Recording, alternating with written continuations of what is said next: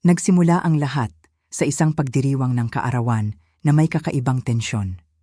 Nang may ibinulong ang biyenan sa tainga ng asawa ko, nagbago ang ekspresyon nito, at bago pa ako makapag-isip, nasampal ako nito at bumagsak sa sahig. Habang nakahiga ako roon, napagtanto ko ang masakit na katotohanan nang makita ko ang isang email sa aking screen.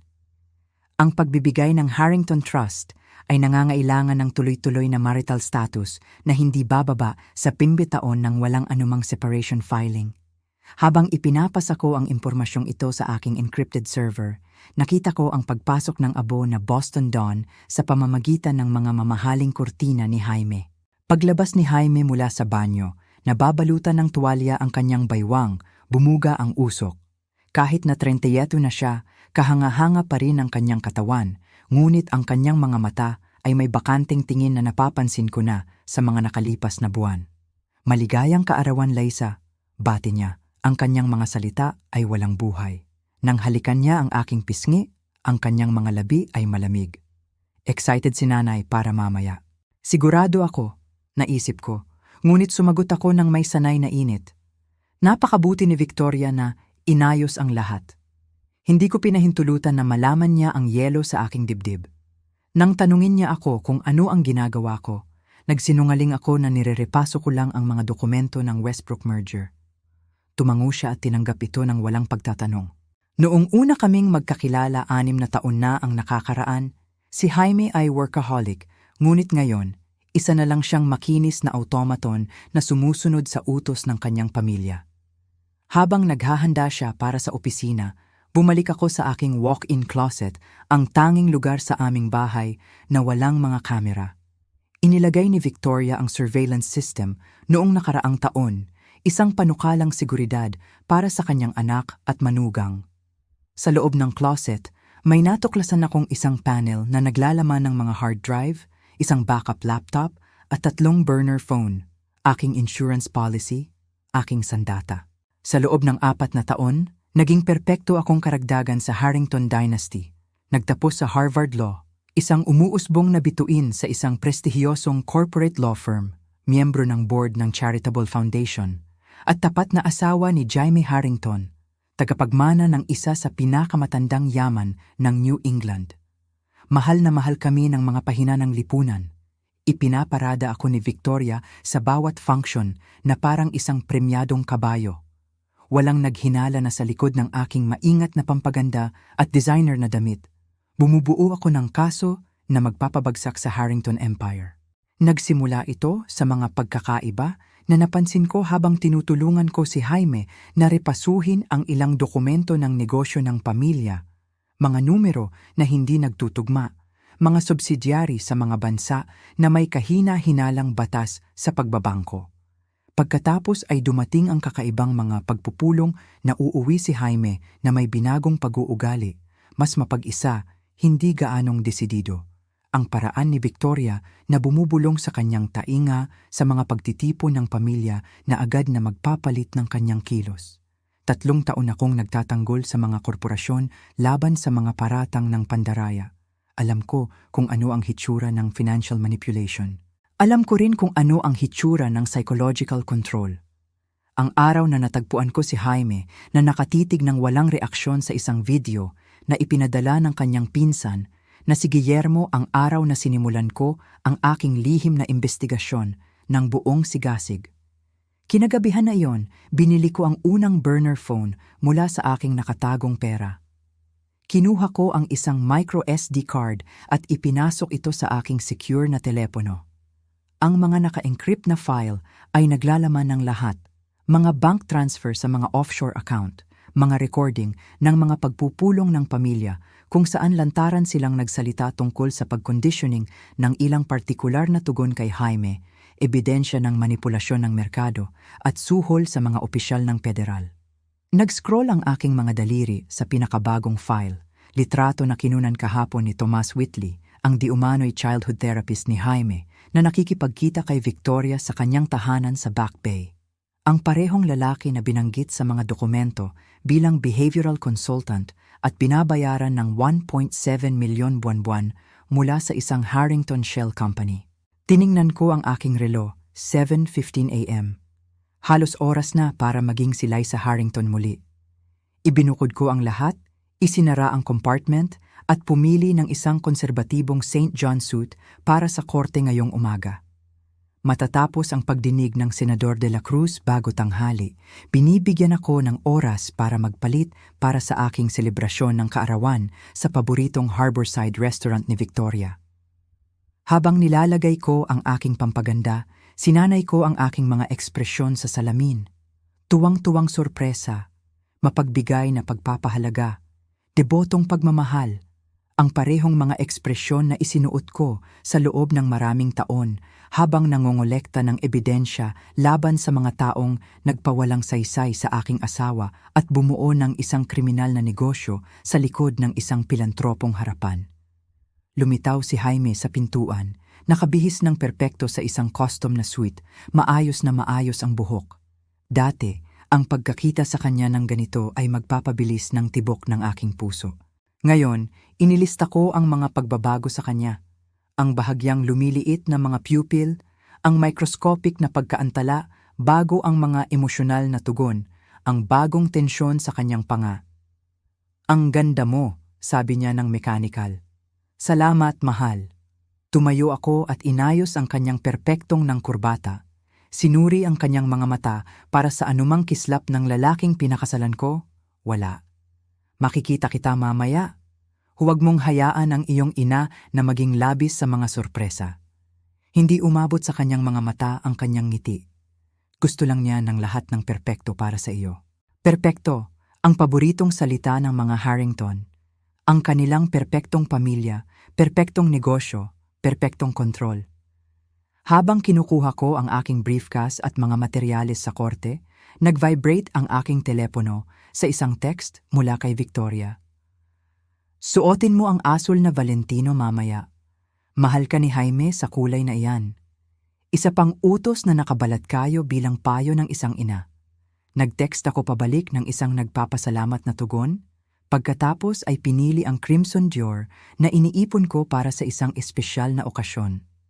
Ang maliliit na paghihimagsik ay nagpapanatili sa akin ng matino habang inihahanda ko ang aking kaso. Sa Uber papunta sa courthouse, sinuri ko ang aking aktwal na gawaing kaso, pinaghihiwalay ang mga ito tulad ng natutunan kong gawin. Sa araw, ako pa rin si Liza Harrington, Corporate Defense Attorney. Umasa sa akin ang aking mga kliyente, at nakakatuwa, ang mga kasanayang nagpaepektibo sa akin sa kanilang pagtatanggol ang nagpagiba sa akin sa pagbuo ng aking kaso laban sa mga Harrington. Sa mga hakbang ng courthouse, sinuri ko ang aking secure messaging app. Kinumpirma ng aking contact sa SEC ang pagtanggap ng aking pinakabagong impormasyon. "Ipagpapatuloy sa susunod na linggo," sulat niya. "May kailangan pa ba mula sa iyong source?" Ngumiti ako habang nag-type pabalik. Isang huling piraso ang darating mamaya. Hindi alam ni Victoria na ang kanyang detalyadong bitag ng kaarawan para sa akin ay magiging Harrington unmasking mamaya. Ngayong gabi sa aking selebrasyon ng kaarawan, napapalibutan ng mga piling tao ng Boston at mga pinakamalapit na kaalyado ng pamilya. Magbabago ang lahat. Isinilid ko ang aking telepono at umakyat sa mga hakbang ng courthouse. Ang aking ekspresyon ay payapa, ang aking tindig ay kumpiyansa. Sa loob, binibilang ko ang mga oras. Ang perpektong harapan ay malapit ng masira at naroon ako, hawak ang camera phone, upang makuha ang bawat nakakapanirang sandali. Ang Hestia Gardens ay kumikinang na parang mirage sa gilid ng Boston Harbor. Ang arkitektura nitong salamin at asero ay sumasalo sa paglubog ng araw sa mga kulay ginto at karmin. Angkop, naisip ko para sa kung ano ang ipinangako na maging isang pagdanak ng dugo na nakabalat kayo bilang isang pagdiriwang. Ang restaurant ay may 3 buwan na waiting list, ngunit ang pangalan ng Harrington ay nakakuha hindi lamang ng reserbasyon, kundi pati na rin ng buong rooftop terrace. "Mrs. Harrington, maligayang pagdating." Halos yumuko ang matriarch nang dumating ang aming town car. Si Mrs. Victoria ay nagtatanong na tungkol sa iyo. "Sigurado ako," bulong ko. tinanggap ang mechanical na braso ni Jaime. Tahimik siya sa aming pagmamaneho. Tinitingnan ang kanyang relo bawat ilang minuto na parang tinatansya ang kanyang pagganap. Ang elevator ay umakyat ng maayos sa rooftop at ginamit ko ang mga sandaling iyon upang pagtuunan ang aking sarili. Ang aking crimson Dior ay yumakap sa aking katawan na parang baluti. Ang kulay ay isang tahimik na deklarasyon ng digmaan laban sa direktiba ng asul na Valentino ni Victoria. Hindi man lang napansin ni Jaime ang aking pagsuway, isa pang senyales ng kanyang detachment. Bumukas ang mga pinto sa isang maingat na inayos na tablo. Ang mga kristal na chandelier na nakasabit sa mga invisible na kable ay lumikha ng ilusyon ng mga bituin na lumulutang sa itaas ng tanawin ng harbor. Ang mga puting orchid, ang signature ni Victoria, ay nagpalamuti sa bawat ibabaw at estratehikong inilagay sa buong espasyo ay humigit kumulang 50 bisita. Lahat ay nakangiti ng may sanay na init ng mga mandaragit. Maligayang kaarawan! Ang kolektibong pagbati ay bumalot sa akin kasing artipisyal ng pabango ng orchid. Si Victoria ay dumausdos pasulong, nagniningning sa midnight blue Chanel, ang kanyang pilak na bob ay kumikinang sa ilalim ng mga chandelier. Sa edad na 62, siya ay nanatiling kahanga-hanga, ang grande dame ng Boston Society na ang kawalan ng awa ay nalampasan lamang ng kanyang kasanayan sa pagtatago nito. Mahal kong Laisa, niyakap niya ako. Ang kanyang pabango na iris ay bumalot sa akin na parang chloroform. Hinaplos ng kanyang mga labi ang aking pisngi habang ibinulong niya.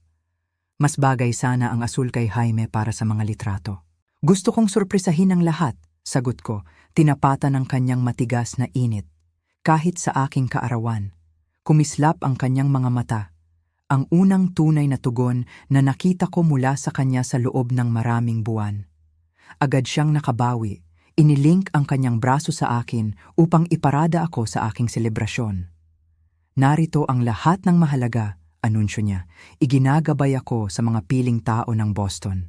Ang police commissioner, 2 senador ng estado, 1 federal na hukom, 3 pangulo ng universidad. Napansin ko ang bawat mukha, mental na sinuri ang mga ito laban sa aking mga file ng mga koneksyon ng Harrington. Wala ni isa sa aking mga kasama sa batas ang naroroon, hindi ang aking pinakamalapit na kaibigan mula sa Harvard, hindi ang aking mentor mula sa aking unang kumpanya. Ang listahan ng mga bisita ay nilinis mula sa sinumang may tunay na koneksyon sa akin. Sinumang maaaring makapansin kung may mangyari sa tunay na Laisa sa ilalim ng Harrington veneer. Champagne, birthday girl? Si Guillermo Harrington, pinsan ni Jaime at legal fixer ng pamilya, ay lumitaw sa aking tabi na may 2 baso ng alak. Salamat, Will, tinanggap ko, hindi umiinom. Ang sarap makita ka rito. Hindi ko ito palalampasin, sagot niya. Ang kanyang Harvard-educated na pag-uusap ay tila manipis sa isang bagay na kagyat. Kumislap ang kanyang mga mata sa pasukan kung saan napansin ko ang isang lalaking may pilak na buhok na nakasuot ng napakakinis na charcoal suit na ine-escort papasok. Excuse me, saglit? Pinanood ko si Will na harapin ang bagong dating, si Thomas Whitley, ang childhood therapist na ang mga practice ay tila lumampas ng malayo sa conventional treatment. Ang lalaking nakatanggap ng buwanang bayad na nakategorya bilang behavioral maintenance sa mga pribadong ledger ng Harrington. Isang server na may canapes ang nagbigay ng perpektong panakip upang lumapit ako sa kanilang pag-uusap. Kailangan ng pagpapabilis sa timeline, sabi ni Will, nakatalikod sa party. Hindi na muling magpapalawig ang mga trustee. Ang pagtulak sa protocol ay nagdudulot ng kawalang tatag. Sagot ni Whitley, ang kanyang clinical tone ay hindi maipagkakamali kahit sa mahinang pag-uusap. Kailangan ng conditioning, wala na tayong luxury na yon, putol ni Will. Ang mga obligasyong kontraktual ay malinaw. Kung hindi siya ganap na kontrolado sa petsa ng pagbibigay, napansin nila ang aking lapit at maayos na lumiko sa pagbati. Ang pakikipagkamay ni Whitley ay maikli. Ang kanyang mga mata ay sinuri ako ng may clinical detachment. Mrs. Harrington, maligayang kaarawan, sabi niya. Mukha kang nagniningning. Salamat, Dr. Whitley. Binanggit ni Jaime na baka dumalo ka, pagsisinungaling ko. Ilang taon na ba? 15 taon na yata, mula nang magtrabaho ka sa kanya? Sumikip ang kanyang ngiti. On and off, ang mga Harrington ay mas parang pamilya kaysa kliyente. Napakaswerte para sa lahat, sagot ko, napansin ang bahagyang paglawak ng kanyang mga pupil. Kinabahan siya, mabuti. Sa susunod na oras, maingat akong lumibot, ginagampanan ang aking papel habang inoobserbahan ang dynamics ng silid. Si Victoria ay nanatili sa sentro, ang kanyang tawa ay teatral, ang kanyang mga mata ay patuloy na sinusubaybayan ako sa tuwing lumalapit si Jaime sa akin. Ang kanyang atensyon ay lumakas, na parang nagmamanman ng isang eksperimento sa laboratorio. Si Jaime mismo ay gumalaw sa party na parang natutulog, tumutugon sa mga bisita ng may programmed na mga pagbati. 2 beses kong nahuli si Whitley na nanonood sa aming mga interaksyon, gumagawa ng banayad na tala sa kanyang telepono. Napakagandang attendance. Puna ni Hukom Reyes, isa sa pinakamatagal na kaalyado ng mga Harrington. Tiyak na alam ni Victoria kung paano ipagdiwang ang pamilya. Oo nga, sang-ayon ako. Bagaman nagtataka ako na hindi makapunta ang aking mga kasamahan sa batas. Exclusive guest list, bulong niya. Napaka-partikular ni Victoria sa pagpapanatiling intimate nito. Sa intimate, ibig niyang sabihin ay kontrolado. Ang kahinaan ay kumirot sa likod ng aking leeg. Ang pagdiriwang na ito ay hermetically sealed. Sino mang narito ay papanig sa mga Harrington kung may mangyari sa akin. Lumipat ang party sa hapunan. Si Victoria ang nag-orchestrate ng upuan ng may taktikal na presisyon. Si Jaime sa aking kanan, siya sa ulo ng mesa. Si Whitley ay nakaposisyon ng direkta sa tapat ko. Ang kanyang tingin ay klinikal na sinusuri ang bawat interaksyon sa pagitan namin ni Jaime. Kinalabit ni Victoria ang kanyang kristal na baso, pinatahimik ang usapan. Bago tayo kumain, isang toast sa aking minamahal na manugang. Tumayo siya, inuutusan ang silid ng may sanay na awtoridad. 5 taon na ang nakakaraan, dinala ni Jaime sa bahay ang napakatalino, napakagandang abogado na ito at agad kong nalaman na siya ay espesyal. Nagtagpo ang aming mga mata, mainit sa ibabaw, nagyeyelo sa ilalim. Si Liza ay naging lahat ng pinapahalagahan ng pamilya Harrington, tapat, maingat at nakatuon sa aming pamana. Bumulong ng pag-apruba ang pagtitipon. Pinanatili ko ang aking nagpapasalamat ng ngiti habang isinasalin ang kanyang aktwal na mensahe. Pag-aari ka namin, Liza. Inangat ni Victoria ang kanyang baso. Nawa ang ika-35 taon na ito ay maging transformative. Ang salita ay nanatili sa ere na parang isang pangako o isang banta. Habang inihahanda ng mga server ang unang course, dumausdos si Victoria sa likod ng aking upuan. Ipinapatong ang kanyang manicured na mga kamay sa aking mga balikat. Sa mga nakakakita, isang kilos ng ina. Naramdaman ko ang predatory pressure ng kanyang kapit. Napaka-perpektong gabi, bulong niya, ang kanyang boses ay narinig lang ng aking mga tainga. At pagkatapos ng hapunan, isang napaka-espesyal na anunsyo tungkol sa kinabukasan ng pamilya. Humigpit ang kanyang mga daliri nang halos hindi mahahalata sa aking balikat bago siya lumayo. Iniiwan ang nagtatagal na amoy ng kanyang pabango at ang malinaw na impresyon ng isang bitag na malapit ng bumukas. Sumulyap ako kay Jaime, nakita ang kanyang mga mata na nakatitig sa kanyang baso ng tubig. Ang mga daliri ay pumapalo sa isang ritmikong pattern na idinukomento ko sa aking mga tala. Isang pag-uugali na laging sumusunod sa mga pribadong pag-uusap ni Victoria sa kanya. Anuman ang kanilang pinaplano para mamaya ay bumibilis. Ang presentasyon ng regalo ay darating pagkatapos ng main course. Ang napiling sandali ni Victoria para sa anumang anunsyo na kanyang inayos. Hinawakan ko ang manipis na telepono sa aking clutch, kinukumpirma na handa na itong mag-record. Ang mga federal na ahente na aking nakikipagtulungan ay naka-standby, naghihintay ng aking senyas. Dumating ang unang course, mga talaba na inayos sa isang perpektong bilog. Ngumiti si Victoria sa akin mula sa ulo ng mesa. inangat ang kanyang baso sa isa pang tahimik na toast. Ngumiti ako pabalik, inangat ang aking hindi pa nagagalaw na champagne. Hayaang magsimula ang mga laro. Ang mga plato ng main course ay inalis, iniiwan ang isang mapanabik na katahimikan. Tumango si Victoria sa mga waitstaff na nagsimulang mag-ayos ng isang detalyadong display ng mga nakabalot na regalo sa isang marble top table na ipinailalim sa gitna ng terrace, lahat ay bahagi ng palabas. Mga regalo na pinaghihinalaan kong walang laman tulad ng mga ngiti sa paligid ko. Bago ang dessert, inihayag ni Victoria, inuutusan ng silid ng may sanay na kadalian. Dapat nating bigyan ng karangalan ng ating birthday girl ng maayos. Ang mga bisita ay nag-ayos sa isang perpektong semicircle. Lumitaw ang mga smartphone sa mga manicured na kamay. Sa mga nakaraang taon, baka naramdaman kong hindi komportable na maging sentro ng atensyon. Ngayong gabi, tinanggap ko ang bawat kamera. Iginagabay ako ni Jaime sa mesa ng regalo ng may kamay na mahigpit na nakadiin sa likod ng aking likod. Ang kanyang hawak na dating mainit at nakapagpapanatag ay naging mechanical na ngayon, isang sanay na kilos sa halip na isang intimate na koneksyon. Simulan mo sa isang ito, utos ni Victoria, inabot sa akin ang isang maliit na kahon na nakabalot sa signature Tiffany Blue. Isang kolektibong bulong ng pagpapahalaga ang lumaganap sa pagtitipon. Tinanggap ko ito nang may sanay na ngiti, inalisan ng balot ng sinadya. Sa loob, nakapatong sa puting satin, ay isang platinum na pulseras na pinapalibutan ng mga diamante. Isang magandang posas. Napakaganda, sabi ko, inangat ito para sa kinakailangang mga litrato. Jaime, tulungan mo ang iyong asawa na isuot ito, utos ni Victoria. Habang ikinabit niya ito sa aking pulso, naramdaman ko ang bigat nito, isa pang link sa kanilang kadena.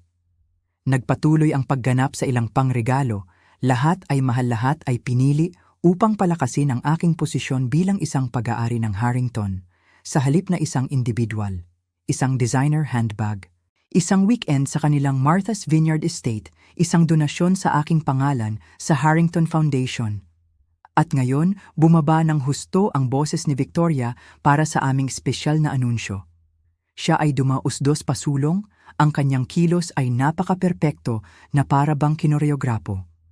Ang amoy ng kanyang pabango na iris ay dumating sandali bago siya, bumabalot sa akin na parang isang invisible na constrictor.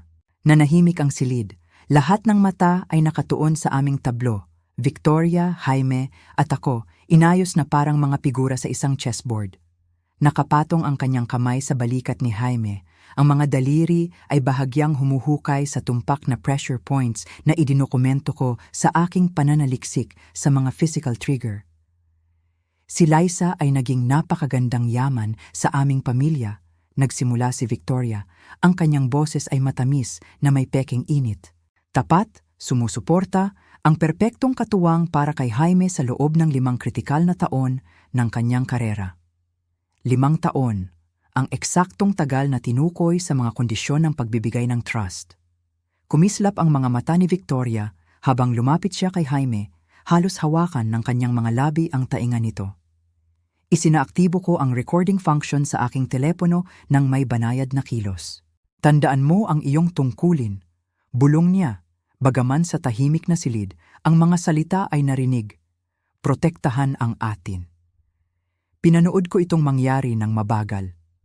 Ang mga pupil ni Jaime ay sumikip ng husto. Ang kanyang panga ay lumuwag sandali bago humigpit sa isang matigas na linya. Ang panginginig sa kanyang kaliwang kamay ay ganap na nawala. Pagkatapos ay dumating ang mga salita, inihahatid sa isang patag na tono na hindi ko pa narinig mula sa kanya dati. Ipinagkanulo mo kami. Pinigil ng silid ang kolektibong hininga nito.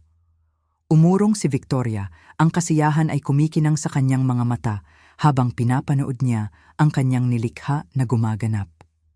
Anong ibig mong sabihin, Jaime? Tanong ko, ang aking boses ay matatag sa kabila ng kuryente ng pag-asa na dumadaloy sa akin. Alam namin ang tungkol sa investigasyon. Patuloy niya, bawat salita ay sinukat, programmed. Tungkol sa mga file, ang mga contact sa SEC. Kumalat ang mga pagkabigla sa pagtitipon, eksakto tulad ng inaasahan ko. Nais ni Victoria ng mga saksi sa aking diumano'y pagtataksil, gumagawa ng isang naratibo bago masira ang federal na kaso. Ang hindi ko ganap na inaasahan ay ang sumunod. Gumalaw ang braso ni Jaime nang may nakakagulat na bilis. Ang tunog ng sampal ay umalingaw-ngaw sa teres na parang putok ng baril, sinundan ng ganap na katahimikan. Ang impact ay nagpatalsik sa akin sa gilid ng marmol na mesa.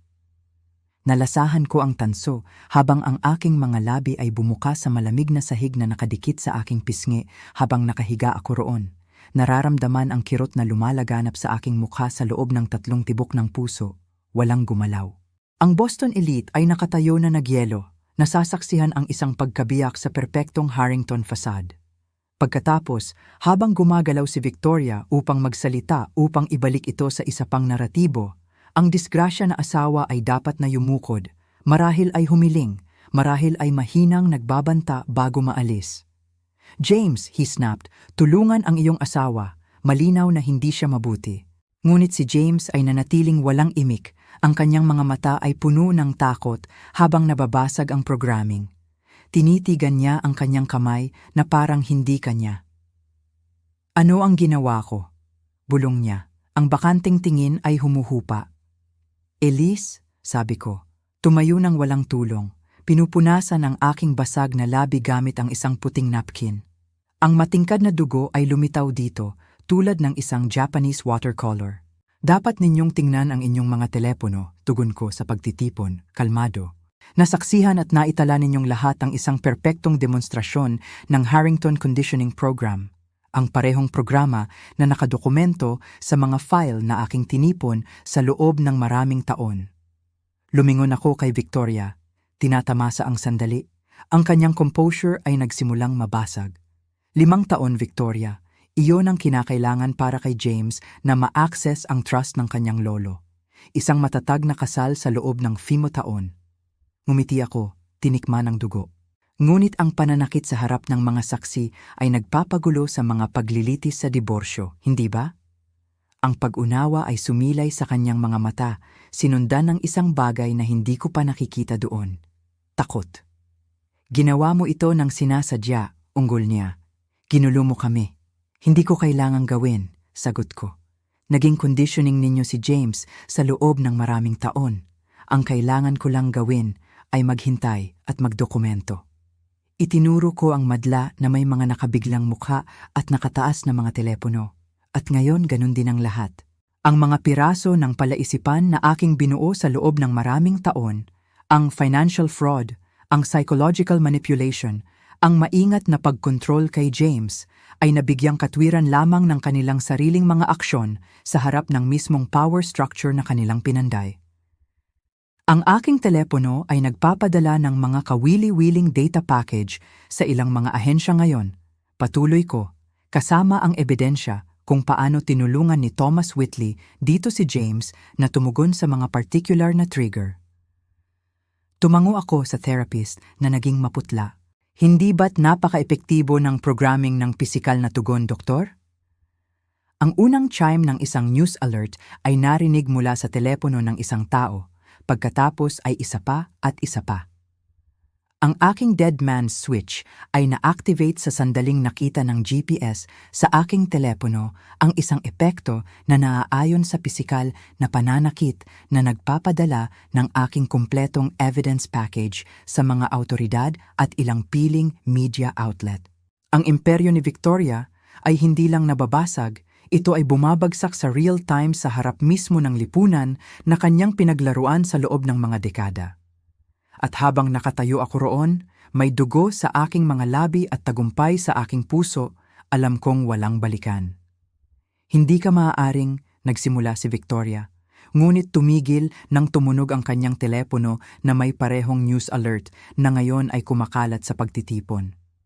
Si James ay nanatiling paralisado, nakatitig sa kanyang kamay na parang hindi kanya ang takot sa kanyang ginawa ay malinaw na lumalabas. Ang kanyang programming ay nababasag, mga bitak na lumalabas sa fasad na itinayo sa paligid ng kanyang tunay na sarili. "Elise," sabi ko, Hindi ko sinasadya. Hindi ko alam kung bakit. Ang kanyang tinig ay basag, tunay na emosyon na lumalabas sa conditioning. Alam kong hindi mo, sabi ko, tinutukoy siya ng direkta sa unang pagkakataon sa loob ng maraming buwan. Iyon mismo ang punto ko. Lumingon ako sa nakabiglang madla, sa mga makapangyarihang taong ito na naging kalasag at espada ng mga Harrington sa loob ng mga dekada. Ang dugo sa aking mga labi ay nagbigay sa akin ng kakaibang autoridad, ang kapangyarihan ng hindi mapag-aalinlangan ng katotohanan. Para sa mga nagsusuri ng inyong mga telepono, oo, ang alertong iyon ay tungkol sa pamilya Harrington, kinumpirma ko.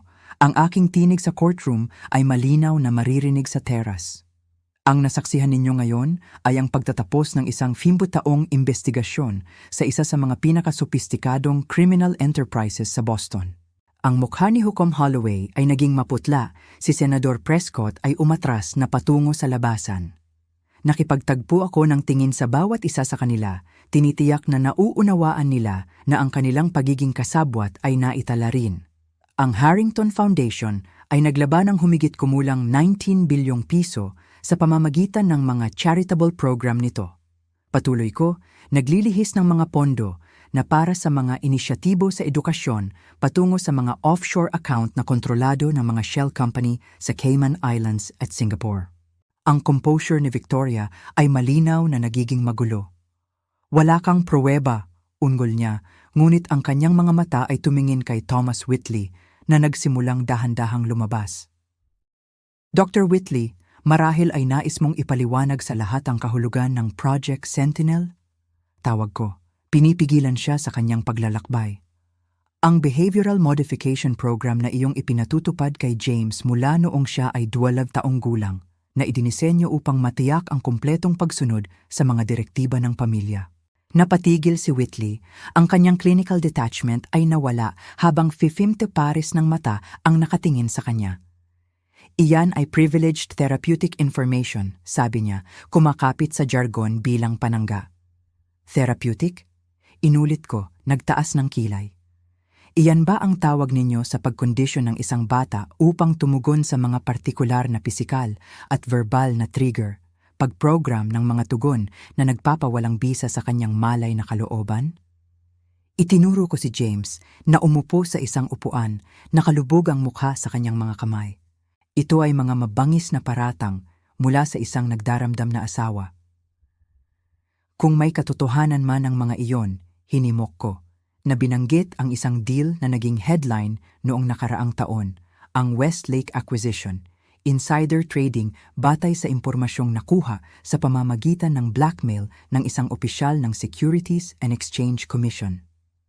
Ang mga dokumento ay naglalaman ng orihinal na komunikasyon, ang mga bayad na ginawa sa mga shell company, at ang eksaktong mga pattern ng kalakalan na sumunod. Ang kumpiyansang ekspresyon ni William ay humina habang binanggit ko ang partikular na transaksyon. Ang donasyong pang-charity sa Boston Children's Hospital noong nakaraang taon, na pinuri sa bawat pahayagan, 87% ng mga pondo na iyon ay inilipat sa pamamagitan ng 3 magkahiwalay na pundasyon bago mapunta sa isang account na kontrolado ni Victoria Harrington sa Zurich. Nakipagtagpo ako ng tingin kay Victoria. Account number 8947721334412 na binuksan sa ilalim ng pangalang Helen Maren, ang pangalan ng iyong ina bago siya ikasal. Ang pagiging tiyak ng mga detalye ay nagpatigil sa anumang karagdagang pagtutol sa pagtitipon. Ang mga telepono ay ginagamit na ngayon hindi lamang upang basahin ang mga alerto, kundi upang maghanap ng mga kumpirmasyong impormasyon. Ang ebidensya na aking tinipon sa loob ng maraming taon ay nagiging publiko sa real time. Si Victoria, na laging strategist, ay sinubukang bawiin ang kontrol sa naratibo. Si Elise ay nasa ilalim ng matinding pressure sa kanyang workload, sabi niya, na nagbabahagi ng isang nag-aalalang tono. Nag-aalala kami sa kanyang kalusugan sa pag-iisip sa loob ng maraming buwan.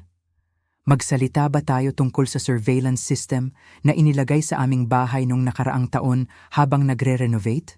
Hinimok ko. O ang gamot na idinagdag sa aking evening tea sa mga gabi kung kailan ako nagtatrabaho ng huli sa ilang mga kaso? Nagkaroon ako ng mga blood test na nagdodokumento ng mga sedative sa loob ng maraming buwan. Isang bagong bulong ang kumalat sa pagtitipon. Ang kalkuladong gaslighting ay eksakto kung ano ang naranasan ng marami sa mga makapangyarihang kababaihan na ito mismo sa mga piling bilog ng Boston. Lumingon ako kay Dr. Whitley na nakatayo na paralisado sa kawalan ng desisyon. May pagpipilian si Dr. Whitley ngayong gabi, anunsyo ko. Ang mga federal na ahente na nakatanggap ng aking evidence package ay partikular na interesado sa kanyang mga talaan ng conditioning program. Gayunpaman, nag-post ako ng malinaw, tinitiyak na nakikinig siya ng mabuti. Handa akong irekomenda ang immunity kapalit ng kanyang kumpletong testimonya tungkol sa mga pamamaraan na ginamit at kung sino ang nag-utos nito. Lumaki ang mga mata ni Whitley sa nabigyan ng lifeline. Ang pareho ay nalalapat sa sinuman sa silid na ito. Patuloy ko, tinutukoy ang pagtitipon. Ang mga kusang lalapit na may impormasyon ay titingnan ng iba mula sa mga maghihintay ng subwena. Ang strategic fracturing ng Harrington Alliance ay nangyayari ng mas mabilis kaysa sa inaasahan ko. Mayroon ng maliliit na grupo na nabubuo na may mga pag-uusap na nagpapahiwatig ng pagbabago ng mga alyansa. Si James ay tumingin sa akin, ang kanyang mga mata ay mas malinaw kaysa sa nakikita ko sa loob ng maraming buwan. Ang programming ay pansamantalang nabasag ng pagkabigla. Gaano katagal mo na alam? Tanong niya, ang kanyang tinig ay halos hindi marinig. 3 taon, sagot ko ng tahimik. Noong una, napansin ko ang maliliit na hindi pagkakapare-pareho sa iyong pag-uugali pagkatapos ng mga pagpupulong ng pamilya. Pagkatapos, ang mga bakanteng episode ay mas naging madalas. Ang huling piraso ay ang paghahanap ng pangalan ni Whitley sa mga talaan ng pagbabayad na iyon. Hindi ko kailanman nais na saktan ka, bulong niya, tunay na paghihirap na lumalabas. Alam ko, sabi ko, at ibig kong sabihin. Iyon ang dahilan kung bakit ako naglaan ng 30 taon sa pagbuo ng kasong ito sa halip na basta na lang umalis. Hindi ka lang ang biktima, sabi ni Victoria, na nakikita ang kanyang kontrol na tuluyang nawala, gumawa ng isang huling desperadong pagtatangka. Ito ay walang katotohanan, James. Sabihin mo sa kanila. Ngunit si James ay nakatitig sa dugo sa aking mga labi. Isang kakilakilabot na pagkilala ang sumilay habang ang mga alaala ay nagsisimulang masira sa conditioning. Ginawa mo ito sa akin, sabi niya sa kanyang ina, ang kanyang tinig ay lumalakas. Lahat ng mga sesyon na iyon kay Dr. Whitley noong bata pa ako ang mga espesyal na programa sa edukasyon tuwing tag-init. Hindi ito ang unang pagkakataon na ginawa mo ako. Hindi niya natapos ang pangungusap, ang takot ay lumalaganap sa kanyang mga tampok. Bumukas ang mga pinto ng elevator, nagpapakita ng 2 lalaki na nakasuot ng suit na sinuri ang eksena ng may profesional na detachment. Perpektong timing, napansin ko, kinikilala ang aking mga kontak mula sa FBI. Mga Ginoo, sa tingin ko ay ilang tao dito ang sabik na magbigay ng pahayag. Ang ebidensya na aking tinipon ay hindi na lamang mga file sa secure na mga server. Ito ay nagbabago sa isang drama ng tao sa buong rooftop terrace habang ang mga dekada ng manipulasyon, pandaraya at kontrol ay unti-unting nabubunyag. At sa gitna nito ay nakatayo si Victoria. Ang kanyang imperyo ay bumabagsak. Ang kanyang maskara ng pagiging perpekto ay sa wakas ay hindi na mababawi. Ang mga ahente ng FBI ay gumalaw ng may kasanayan, sinisigurado ang mga labasan habang ipinakikilala ang kanilang sarili sa lalong nagkakagulong madla. Isa sa kanila, si Agent Rivera, na pinapakain ko ng impormasyon sa loob ng maraming buwan, ay nagbigay sa akin ng halos hindi mapapansin na tango habang lumalapit siya kay Victoria. Mrs. Harrington, mayroon kaming warrant upang kunin ang lahat ng electronic device at dokumento na nasa iyong pag-aari, sabi niya. Ang kanyang tono ay profesional na neutral habang ipinapakita ang mga papeles. Nanginginig ang kamay ni Victoria habang kinukuha niya ang dokumento, ang kanyang mga mata ay nag-scan dito ng may desperadong intensity ng isang taong naghahanap ng isang escape clause. Walang nakita, lumingon siya kay William na nagsimula ng umatras mula sa kanya. Ang legal fixer ng pamilya ay kinakalkula na ang kanyang sariling exit strategy. Ito ay walang katotohanan, iginiit niya, ngunit ang kanyang tinig ay nawalan ng kanyang awtoridad na tono. Alam mo ba kung sino ako? Sino tayo? Iyon mismo ang dahilan kung bakit kami nandito, Mrs. Harrington. Sagot ni Agent Rivera. Sa paligid namin, ang eleganteng pagdiriwang ng kaarawan ay naging isang eksena ng halos hindi napipigilang kaguluhan. Ang mga server ay nanatiling nakatigil, ang mga bote ng champagne ay nasa kamay pa rin habang ang Boston Elite ay nagsimulang umalis ng strategic. Ang mukha ni Hukom Holloway ay naging maputla, si Senador Prescott ay humihila na sa manggas ng kanyang asawa, na inilalayo ang kanilang sarili mula sa Harrington nucleus. Patuloy na tumutunog ang mga telepono na may lumalakas na pagkaapurahan. Nakakita ako ng mga sulyap ng mga headline na kumikislap sa mga screen. Breaking, Harrington family under federal investigation. Boston's elite philanthropic family accused of massive fraud. Psychological manipulation allegations rock Harrington empire. Ang Boston Globe ay mas mabilis kaysa sa aking inaasahan na naipublish na ang unang alon ng mga revelasyon mula sa aking evidence package. Ang social media ay sasabog sa loob ng ilang minuto. Ang maingat na nabuong Harrington mystique ay nabubuwag sa real time. Si Victoria ay gumawa ng isang huling desperadong pagtatangka upang mapanatili ang kontrol, itinaas ang kanyang tinig upang tawagin ang mga nagkakalat na bisita. Ito ay lahat ng isang kakilakilabot na hindi pagkakaunawaan, isang pagtatalo sa pamilya na trahedyang napapamahalaan ng mali. Ang kanyang perpektong modulated na tinig ay bahagyang nabasag. Sigurado akong makakaasa tayo sa ating mga kaibigan. Victoria, ang police commissioner, na ilang sandali lang ang nakalipas ay tumatawa sa kanyang mga biro, ay pinutol siya ng isang mahigpit na ngiti. Sa tingin ko pinakamahusay na mag-usap tayo bukas sa pamamagitan ng abogado. Ang pag-abandona ay nagsimula, tulad ng mga daga mula sa lumulubog na barko.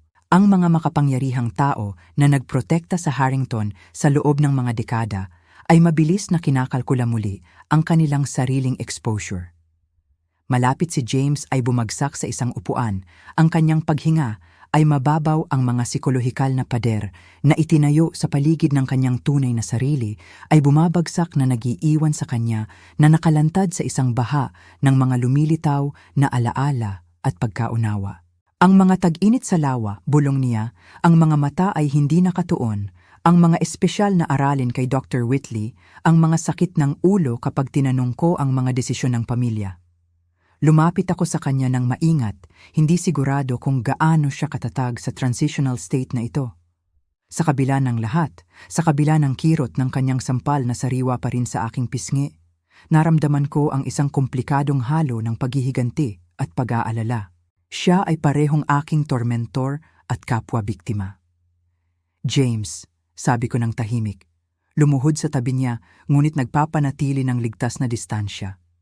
Ang conditioning ay nababasag, magiging nakakagulo ito.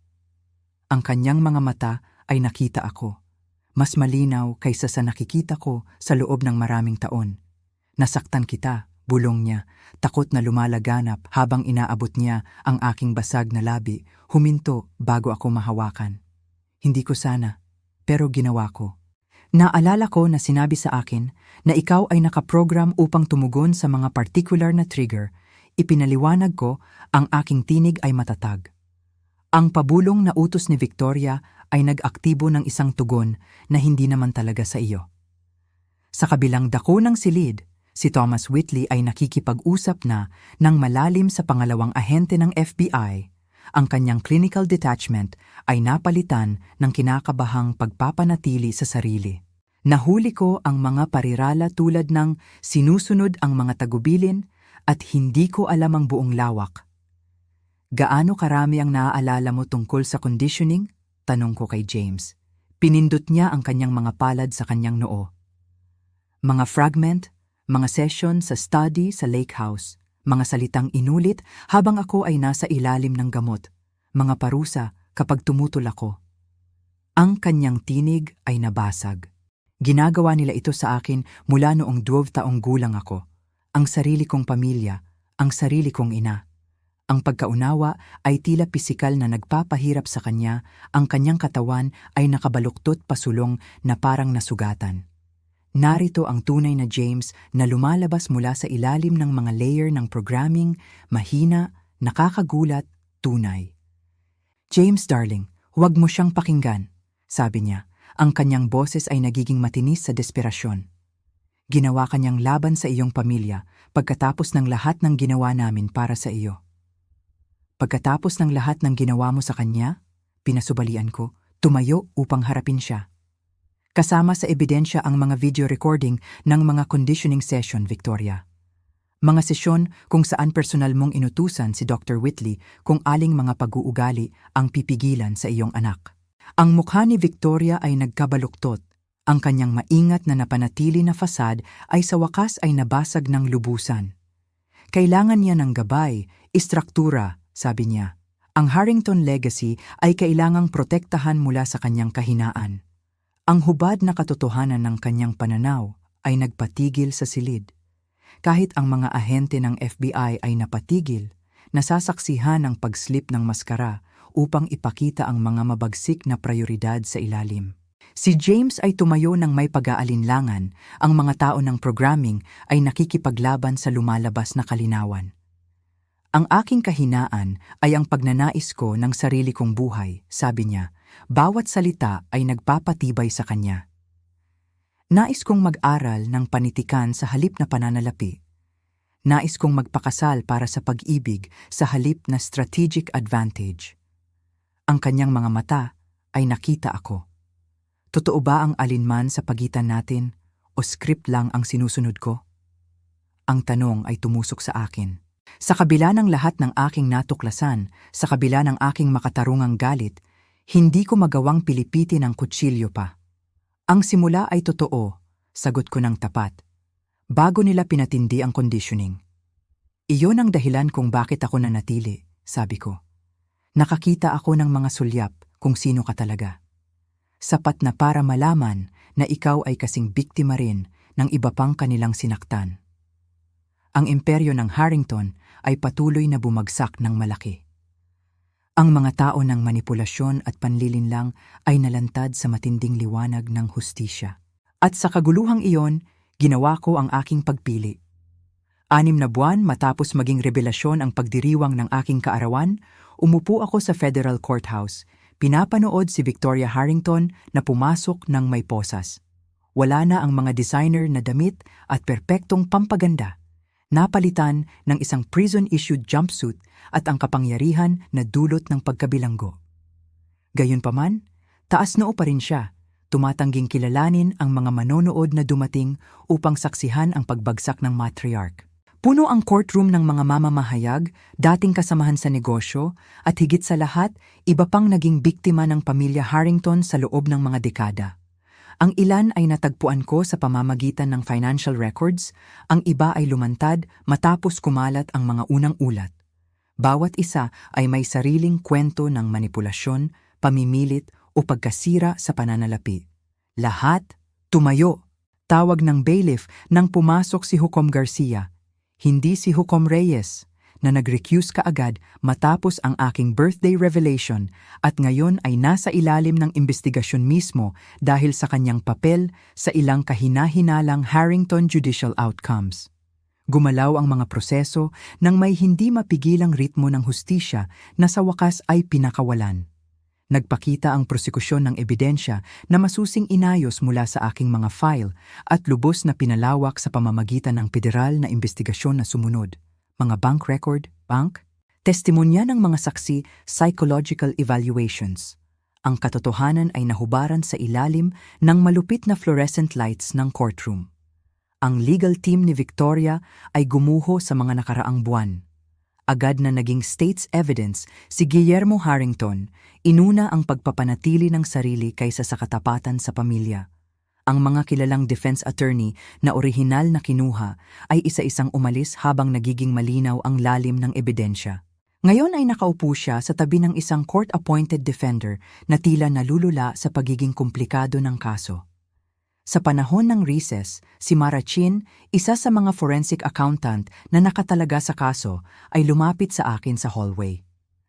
Nakita namin ang mahigit 26.9 bilyong piso sa mga maling ginamit na pondo, sabi niya ng mahinahon. Ang iyong paunang pagtatantiya ay konserbatibo. Tumango ako, hindi nagulat. Paano naman ang trust? Iyan ang interesanting bahagi, sagot ni Mara. Ang orihinal na trust document ng lolo ay naglalaman ng ethical operation clauses na pinigilan ng pamilya. Isinasaalang-alang ng korte ang paggamit ng mga orihinal na provision na iyon upang idirekta ang mga asset patungo sa restitution.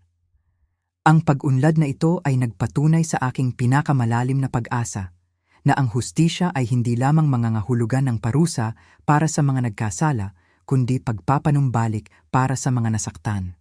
Ang Harrington fortune na binuo sa loob ng mga henerasyon ng manipulasyon at pandaraya ay gagamitin upang pagalingin ang pinsalang kanilang dulot.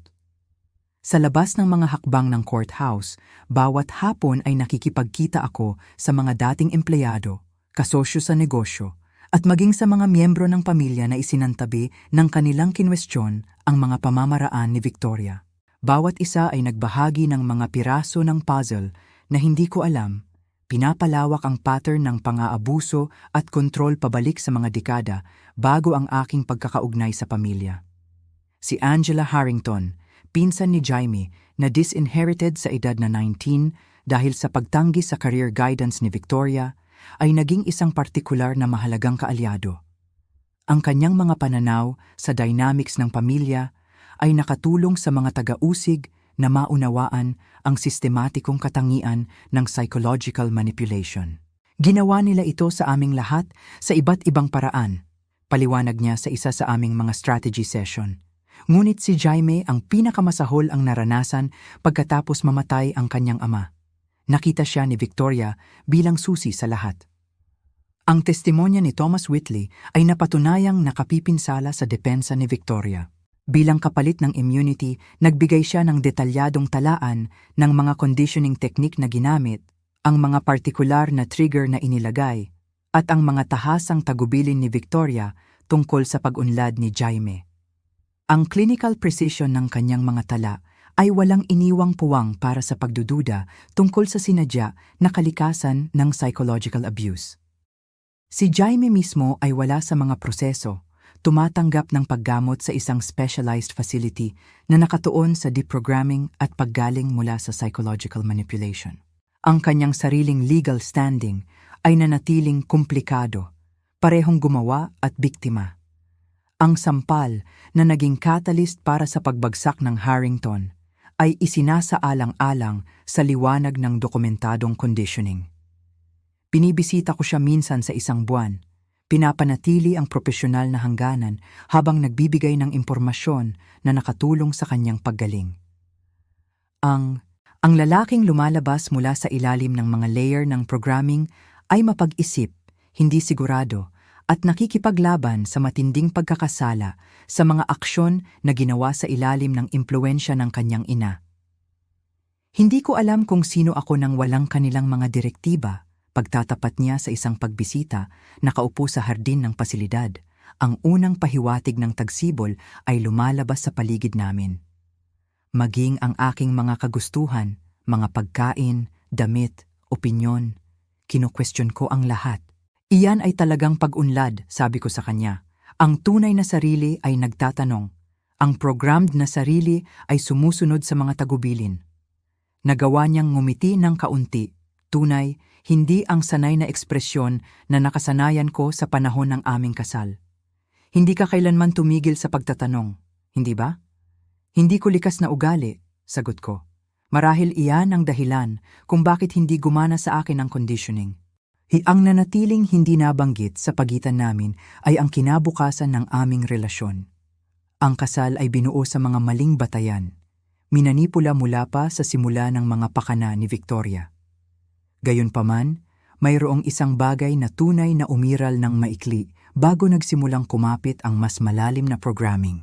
Kung maaaring maibalik iyon o kung dapat ba, ay nanatiling isang bukas na tanong na wala sa kami ang handang sagutin.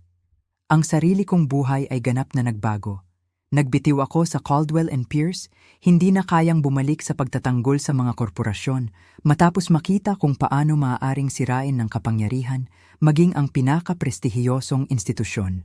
Sa halip, itinatag ko ang Cognitive Liberty Legal Foundation na nakatuon sa mga kaso na kinasasangkutan ng psychological manipulation, coercive control, at financial exploitation. Ang aming unang mga kliyente ay dating empleyado ng Harrington na dumanas ng NDA at sa pilitang kontrata. Sa loob ng 3 buwan, pinalawak namin upang katawanin ang mga biktima ng iba pang makapangyarihang pamilya at korporasyon na gumagamit ng parehong taktika ng psychological control. Karaniwang lumikha ka ng isang bagong practice area, puna ng aking dating mentor nang magkita kami para magkape. Psychological freedom bilang isang legal na karapatan. Ang gawain ng foundation ay mabilis na lumampas sa legal na representasyon. Bumuo kami ng mga programang pang-edukasyon para sa pagpapatupad ng batas, mga hukom, at mga therapist upang makilala ang mga senyales ng psychological manipulation. Nakipagtulungan ako sa mga cognitive liberty advocate upang itulak ang mga pagbabago sa batas, pagpapalakas ng mga proteksyon laban sa coercive control. Sa araw na sinentensyahan si Victoria Harrington ng 28 taon sa federal prison para sa pandaraya, racketeering at sabuatan, umupo ako sa likod ng courtroom sa halip na sa harap. Ang kanyang imperyo ay bumagsak, ang hustisya ay naibigay. Ang aking focus ay lumipat na sa susunod na kaso, ang susunod na biktima na nangangailangan ng advokasya. Habang lumabas ang mga tao sa courtroom, lumapit sa akin si Jaime, ang kanyang unang paglabas sa mga proseso. Mukha siyang iba, mas payat, na may kaswal na damit sa halip na bespoke suits at mga mata na may parehong kalungkutan at kalinawan. Inaprubahan ng mga trustee ang restitution plan, sabi niya ng walang pambungad. Ang lahat ng kanilang sinaktan ay makakatanggap ng kabayaran, kasama ka. Hindi ko ito ginawa para sa pera, sagot ko. Alam ko, nag-aalangan siya. Kaya ko hiniling sa kanila na idirekta ang aking personal na bahagi sa iyong foundation. Tila angkop na ang kanilang nilayong kontrolin, ako ay gagamitin upang palayain ang iba. Ang kilos ay kumakatawan sa isang bagay na malalim, isang kilos ng autonomous na pagpili, marahil ang unang tunay na malayang desisyon na kanyang ginawa sa loob ng mga dekada. Salamat, sabi ko ng simple. Sandali kaming nakatayo doon. 2 tao na magpakailanman ay binago ng parehong nakakasirang impluwensya, ngayon ay hinahanap ang aming magkahiwalay na landas patungo sa pagtubos. Ang gawain ng iyong foundation? Nagsimula siya, pagkatapos ay huminto. Gusto kong tumulong kapag mas malayo na ako sa paggaling. Ang aking karanasan ay maaaring maging kapaki-pakinabang sa iba. Maaaring, sumang-ayon ako. Habang naghihiwalay kami sa labas ng courthouse, wala sa amin ang nangako tungkol sa hinaharap. Natanto ko na ang Harrington saga ay hindi kailanman tungkol lamang sa pagbubunyag ng korupsyon o paghahanap ng personal na paghihiganti. Ito ay naging isang bagay na mas makabuluhan. Isang pagbawi ng tunay na pagkatao mula sa mga nais mag-program ng mga tao na parang software. Ang landas sa hinaharap ay magiging mahirap na may mas maraming makapangyarihang pamilya at institusyon na haharapin. Ngunit sa bawat kaso, bawat kliyente, bawat maliit na tagumpay, bumubuo ako ng isang bagay na hindi kailanman pag-aari ni Victoria Harrington sa lahat ng kanyang yaman at impluwensya, isang pamana ng pagpapalaya sa halip na kontrol. Iyan marahil ang pinakaperpektong anyo ng hustisya.